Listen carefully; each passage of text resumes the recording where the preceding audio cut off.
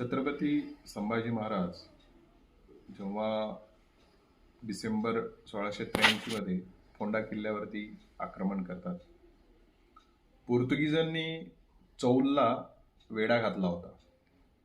चौलचं आपलं बंदर पूर्ण वेढा घालून बंद केलं होतं. त्याला प्रत्युत्तर म्हणून पोर्तुगीजांचा फोंडा किल्ला छत्रपती संभाजी महाराजांनी 1683 मध्ये जिंकून घेतला. आणि या फोंडा किल्ल्याच्या बाजूलाच हडळकोण नावाच्या गावामध्ये एक बांस्तरची खाडी आहे. ही बांस्तरची खाडी रयतेला येण्या जाण्यासाठी पोर्तुगीजांच्या राज्यात असताना 14 दुडू कर द्यावा लागत होता. दुडू हे पोर्तुगीजांचं चलन आहे.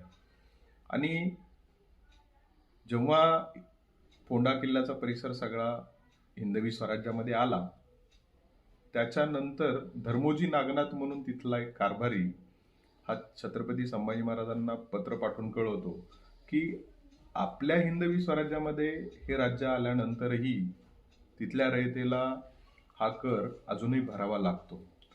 खाडी पार करण्यासाठी तो कर द्यावा लागतो.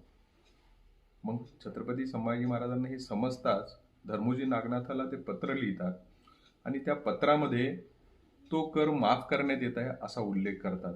आणि सुरुवातीलाच ते पत्र लिहिताना असं म्हणतायत की आता हे हिंदू राज्य झाले असून इथून पुढचं ते पत्राची सुरुवात आहे.